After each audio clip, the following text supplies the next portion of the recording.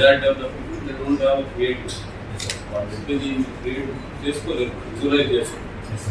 కాబట్టి దాన్ని పీపీటీ పెట్టేస్తే వాళ్ళు చెప్పగలిగేటట్టు చెప్తారు. చాలామంది కాబట్టి ఎక్స్పీరియన్స్ నన్ను ఎప్పుడు వచ్చినట్టున్నారు. నేను మీకు అందరికీ చెప్తాను, టైం మేనేజ్మెంట్ నేను చేయకపోతే నేను అవుట్పుట్ తీయలేను. పొద్దున్నే 6 నుంచి 7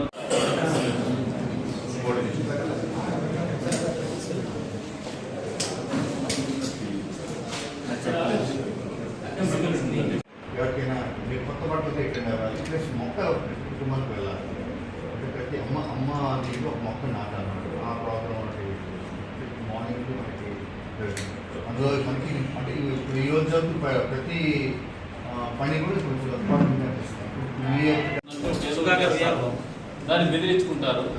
వాడు మళ్ళీ దానికి బార్గెనింగ్ చేసి అట్ట కాదన్న, అది ఆ రోజు గిల్లేసింది. ఈ రోజు ఇప్పుడు 3 కోట్ల చిల్లర రోడ్స్ వచ్చినాయట. కనీసం ఊళ్ళో ప్రజలకు ఏదైనా వస్తుందంటే నమ్మకాలు నమ్మడం లేక ఏదైనా మొదలు పెడితే కదా ఈరోజు సీరియస్ చేసే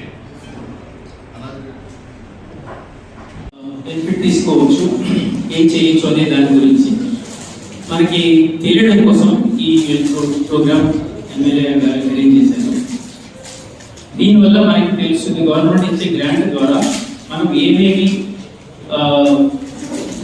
సౌకర్యాలు ఇక్కడ క్రియేట్ చేసుకోవచ్చు, ఏమేమి చేసుకోలేమని సో దట్ మనకి క్లియర్గా అర్థం అవుతుంది ఏం చేయొచ్చు. నేను ఇంట్రెస్ట్ అవుతాను విషయం ఇవ్వండి. అందుకోసం ఈ ఆఫీస్ మనం వాడుకోవచ్చు. మనం స్టాఫ్ కూడా ఇస్తారు వేరే డిపార్ట్మెంట్స్. మనం ఈ ఏరియాలో ఎక్కడైతే మనం డబ్బులు వెచ్చించేటువంటి పరిస్థితుల్లో దాదాపు వీళ్ళ కన్సల్టేషన్ ఛార్జెస్ కావచ్చు. అందుకే కష్టపడాలి, ఇబ్బంది ఉంటే కూడా చేయలేదు. మనం ఒకసారి నేను ఉడిపికి ఇన్వైటింగ్ పిలుస్తాను. స్లోగా అక్కడ అన్నదానాలు కూర్చున్నాము, నేను ఆఫీస్లో కూర్చున్నాను. మీ రెవెన్యూ జనరేషన్ ఏంటంటే దాన్ని మొదలు పెడతాను. మొదలు పెడితే నేను కన్నడలో చెప్తాను, ரொம்ப హుషారు కదా.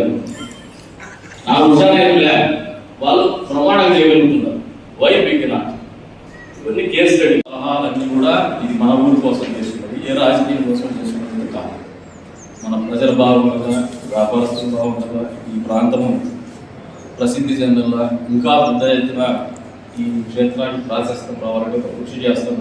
పట్టుదల ప్రోగ్రామ్ మీ అందరి సంకల్పం అదే ఉంటే ఖచ్చితంగా దాని అవుట్పుట్ వస్తుంది. ఎందుకంటే మంచి కోరుకొని 10 మంది మంచి కోరుకొని అడుగేసామంటే దాని ఫలితాలు ఉంటుందని బలంగా నమ్ముతాం. కాబట్టి మీ అందరికీ ఉపోద్ఘాతం కింద చెప్తున్నాను, this is what we're doing. దీన్ని పోవాలి అయామే ఉంటుంది కస్టోడియన్స్. నా వరకు నేను ఎప్పుడు అదే ఆలోచన చేస్తాను. ఈ 5 సంవత్సరాలు నేను కస్టోడియన్, అంతవరకు నా రోడ్డు నేను బాధ్యత నిర్వర్తించాను. ఆ కార్యక్రమంలో వాళ్ళు నాకు కొంచెం ఎక్స్ప్లెయిన్ చేసి ఎన్ని కాదు. క్రియేటివిటీ అనేది కొద్దిమందికి విజువలైజ్ చేసుకోండి, కొద్దిమంది విజువలైజ్ చేసుకుంటారు. నోట్తో చెప్పేటువంటి విషయాల్ని మనకు అంత ఇంట్రెస్ట్ ఉంటుంది. బేసిక్ మేము చిన్నపిల్లలప్పుడు చదువుతున్నప్పుడు ఏదైనా చదువుకోండి 4 సార్లు రాయడానికి అప్పట్లో మొదటి. ఇప్పుడంటే డిజిటల్ లిటరసీ వచ్చేసి పోయింది. 4 సార్లు ఎందుకు రాయమంటారంటే గుర్తుంటారు. అట్లే సినిమా చూస్తే తొందరగా రీచ్ అవుతుంటారు, ఎందుకంటే ఇంట్రెస్ట్ ఉంటుంది. సర్టెన్ క్రియేటివిటీస్ కూడా వాళ్ళు చెప్పిన చాలా మంది క్యాచప్ కాదు. మీరు ఏదైనా ఐడియాస్ ఇవ్వాలన్నా స్వాములు అదే పని పిలిచినారు. వాళ్ళ ఆగమ శాస్త్రం ప్రకారం ఏదైనా చేయాలన్నా 10 కోట్ల తీసుకుని 10 కోట్ల దాదాపు తీసుకొచ్చి తదుపరి ఇంకా కదిలు అన్నీ తెలిసిందే.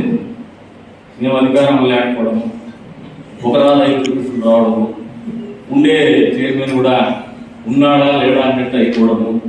తర్వాత అయినప్పటికీ కూడా మేము ఎప్పటికప్పుడు ఉత్సవాలు అయితే ఎప్పుడు మా వద్ద భాగస్వామ్యం ఎప్పుడు ఉంటూనే వచ్చింది. గత ప్రభుత్వ హయాంలో బహుశా మమ్మల్ని ఎంటర్టైన్ చేయకూడదు అనుకున్నారేమో, కానీ అది రాజకీయంగా ఇంకోటో కానీ మేమైతే ఇంటర్ఫియర్ కాలేదు. ఎందుకంటే పాలిటిక్స్ అనేది టెంపుల్లో మాకు ఇష్టం ఉంటుంది, రాజకీయాలు ఇది మనందరికీ మొత్తం. ఆ దిశగా మళ్ళీ లైసెన్సింగ్ ఛార్జెస్ కేంద్ర ప్రభుత్వం దగ్గర నిధులు తీసుకొచ్చేటువంటి కేపీఎంలో ఛార్జెస్ కావచ్చు. ఆ ఏరియాలో మేము వర్క్ చేస్తామని చెప్పేసి ప్రభుత్వం డబ్బులు ఇవ్వదు, మేము చేస్తామన్న అడుగు ముందుకేసి దాన్ని మీ ముందుకు తీసుకొచ్చేటువంటి ప్రయత్నమే ఈ ప్రయత్నం. అందులో భాగంగానే ఇన్ ప్రిన్సిపల్ ఒకటి ఇది దాదాపు ఒక 4-5 నెలల నుంచి ఎక్సర్సైజ్ చేస్తున్నాం. ఈ 4-5 నెలల ఎక్సర్సైజ్లో ఒకసారి ప్రిలిమినరీ డిస్కషన్ అయిన తర్వాత నేను వారికి తెలియజెప్పింది ఏమంటే, నేను ఒక్కరిని చేస్తే దానికి ఫలితాలు రావు, అందరి భాగస్వామ్యం అవసరం. ఊరి పని ఏ ఒక్కరితో కాదు. అంటే కేవలం 5 కోట్లు 10 కోట్లు 15 కోట్లు 20 కోట్లు తీసుకుంటాం. అతను 5 కోట్లు 10 కోట్లు 15 కోట్లు 20 కోట్లు ఎక్స్ప్లోర్ చేసి తర్వాత ప్రొఫెషనల్ అప్రోచ్ లేకుండా చేస్తే మనకు వచ్చేది 5 కోట్లు 10 కోట్లు వస్తుంది. దాంతో మనం చేయగలిగింది ఏమో మన డబ్బులు దాదాపు కోట్లున్నాయి నాకు తెలిసి. మన ఆలోచన ఏమంటే ఒక ఇంటర్నేషనల్ స్టాండర్డ్ కంపెనీతో మనం చేయించాలని ఆలోచన. వరల్డ్ రినౌండ్ కంపెనీ KPMG కన్సల్టెంట్తో మినిమం ఫైనాన్షియల్స్ అంతా రెడీ చేద్దాం. DPR వచ్చేసి మన స్పెక్ట్రా ప్రసాద్ గారు ఆద్య అనే కంపెనీతో లైసెన్సింగ్ కంపెనీ కింద పెడుతున్నాం. దానికి కూడా ఫినాన్షియల్ ఆర్థిక పరమైనటువంటి ఇబ్బందులు ఉన్నాయంటే దాంట్లో నేను ప్రొపరేటర్గా ఉన్నటువంటి వెంకటేశ్వర డెవలపర్స్ నుంచే వాళ్ళ కన్సల్టేషన్ ఛార్జెస్ కూడా ఇస్తూ as a chairman of the constituency development authority ఏదైతే మన కొత్తగా ఒకటి ఏర్పడింది దాని చైర్మన్ ఎమ్మెల్యే ఉన్నారు, జోనల్ ఇన్ఛార్జ్గా RDO గారు, నోడల్ ఆఫీసర్ ఒక ఆయన ఉంటారు. ఈ సిస్టంలో మనకు ఈ ఆఫీస్ కూడా దానికి క్రియేట్ పైన చేశారు, ఇక్కడ చేశారు. కమిషనర్ గారు ఎక్కడ చేసిన మేము వర్క్ చేస్తాం, విమర్శలు ఎదుర్కొన్నాం. ఏమని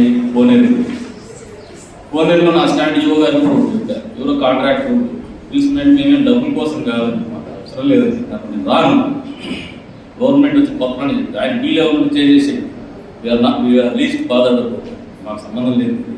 నాకు నచ్చలేదు, ఆ పని నచ్చలేదు. ఎందుకంటే మొదట్లో గతంలో ప్రతిపక్షం ఉన్నప్పుడు చుట్టూ మనం అది స్లాబ్లు వేసేసి స్విమ్మింగ్ పూల్ వేస్తే ఎప్పుడు కూడా పుష్కరిణికి ఆ శాండిటీ ఉంటుంది.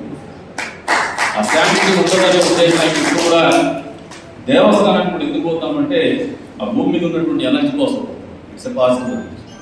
అట్లే పుష్కరంలో మునిగినప్పుడు కూడా ఆ నీళ్ళు అనేది భూమిని దాటినప్పుడే దాని ఆర్గానిక్ ఏదైతే ఒరిజినాలిటీ డిబేట్గా it makes some changes in life. ఎవరైనా మునిగి లేచినోడికి ఆలోచనలు కావచ్చు, ఆరోగ్యరీత్యా కావచ్చు, కొద్ది వరకు ఉపయోగపడేటువంటి పరిస్థితి. ఆ కాంటెక్స్ట్లోనే ఆ పుష్కర్ని కూడా నేను పట్టించుకోకపోవడం జరిగింది. కానీ వేరే దీని వెనుక రాజకీయ ఉద్దేశాలు కానీ దురుద్దేశాలు కానీ ఏది లేదని మీ అందరికీ క్లియర్ చేస్తాను. నేను ప్రతిపక్షంలో ఎమ్మెల్యే ఉన్నప్పుడు 80 లక్షల రూపాయలు వాస్తవంగా DO గారు I'm going by the statistics, actual ఫిగర్స్తోనే పోతున్నాను. ఆ రోజుల్లో ఎందుకు ఇంత మనకు పొటెన్షియల్ ఉంది, ఇక్కడ మనం ఎక్స్ప్లోర్ చేయడం లేదా దీన్ని మనం ఎందుకు వాడుకోలేకపోతున్నామని ఆలోచించినప్పుడు వాళ్ళతో కూర్చొని ఒక చర్చ పెడితే ఎందుకు మన ఉత్సవాలు దేశవ్యాప్తంగా మనం ప్రచారం చేయలేకపోతున్నామంటే వాళ్ళకు వస్తున్నటువంటి బడ్జెట్ బ్రహ్మోత్సవాలకు కానీ 6 లక్షల రూపాయలు. ఇది కూడా కరెక్టే కదా ఆ రోజుల్లో. సరే, మరి ఈ ఏరియాలో ఎక్కడో చోట ఇప్పుడు కొత్తగా సార్ సీఎం గారు P4 చెప్తున్నారు. ఆ రోజుల్లో ఆ P4 అనేది ఆలోచన చేయలేదు. కానీ ఎక్కడో చోట సమ్మర్ నేషనల్ బెల్లంగా ఎవరెవరు పిల్లిమండలో కట్టగట్టాలా అంటే డబ్బులు పెట్టాలా అని నేను వ్యక్తిగతంగా డబ్బులు పెట్టి కొద్దిగా ప్రెస్ మీడియా వాళ్ళకు కూడా పెద్ద ఎత్తున ప్రాచుర్యం కల్పించమని వాళ్ళు అడిగి వాళ్ళకు కూడా కొద్దిగా రెవెన్యూ ఇస్తామని చెప్పేసి టీవీ ఛానళ్ళను కూడా తీసుకొచ్చి తర్వాత కళ్యాణోత్సవాన్ని కూడా పెద్ద ఎత్తున నిర్వహిద్దామని ఒక ఆలోచన. ఎందుకంటే the other way it is nothing but creating revenue. ఆదాయ వనరులను పెంచుకోవడము, ఈ క్షేత్ర ప్రాశస్తాన్ని తెలియజేయడం అనేది ఒక ఆలోచన. అందులో భాగంగా మనం క్యాంపెయిన్ మోడల్ ఉపోద్ఘాతం చెబుతారు. కేంద్ర ప్రభుత్వం ఏదైతే హిందూ ధార్మిక సంస్థలు ఉన్నాయో దేవాలయాల పునరుద్ధరణ కోసం కావచ్చు, ఆ ప్రాంత అభివృద్ధి కోసం కావచ్చు, హెరిటేజ్ స్ట్రక్చర్స్ ప్రొటెక్ట్ చేసుకోవడం కోసం కావచ్చు, ప్రశాంత్ స్కీమ్ అని ఒక పథకాన్ని ప్రవేశపెట్టింది దేశవ్యాప్తంగా. మన రాష్ట్రంలో కూడా శ్రీశైలం కావచ్చు, అదే అంతర్వేది కావచ్చు, కొన్ని క్షేత్రాలకి ఆల్రెడీ ప్రశాంత్ స్కీమ్ కింద మంగళగిరి పానకాల లక్ష్మీ నరసింహస్వామి కావచ్చు, కొద్ది వరకు కొన్ని క్షేత్రాలు ప్రశాంత్ స్కీమ్తో కవర్ అయినాయి. నేను కూడా వ్యక్తిగతంగా కేంద్ర మంత్రి గారి దగ్గరికి పోయి సంబంధిత కేంద్ర మంత్రి గజేంద్ర సింగ్ షెకావత్ గారి దగ్గరికి పోయేసి మన ప్రభుత్వం తరఫున ప్రతిపాదనలు ఏవైతే ప్రశాంత్ స్కీమ్ కింద పంపించున్నారో అది కదిరిని వాళ్ళు ఇంక్లూడ్ చేయాలి. నేను అసెంబ్లీలో టూరిజం మినిస్టర్ని మాట్లాడినప్పుడు ప్రభుత్వ క్షేత్రాల్లో మాది వెళ్ళకూడదు, మీరు రాష్ట్ర చదువు నేనే ఢిల్లీకి పోయేసి మళ్ళీ కేంద్ర ప్రభుత్వం మాట్లాడిన తర్వాత ఆయన కన్సల్ట్ తీసుకుని మళ్ళీ ముఖ్యమంత్రి గారితో ఆ లెటర్ మీద దీన్ని ప్రజాస్కి కింద కనెక్ట్ ఇంక్లూడ్ చేయండి అని చెప్పేసి ఆయన ఎండార్స్మెంట్ తీసుకున్న తర్వాత అఫీషియల్గా దాని డిపిఆర్ కోసం అంటే డీటెయిల్డ్ ప్రాజెక్ట్ రిపోర్ట్ కోసం సంబంధిత అధికారులకు పంపించడం, సంబంధిత శాఖకు పంపించడం జరిగింది. దీనికి సంబంధిత శాఖ ఏదైతే ఉందో అది district tourism officer, tourism development corporation కింద కోసం.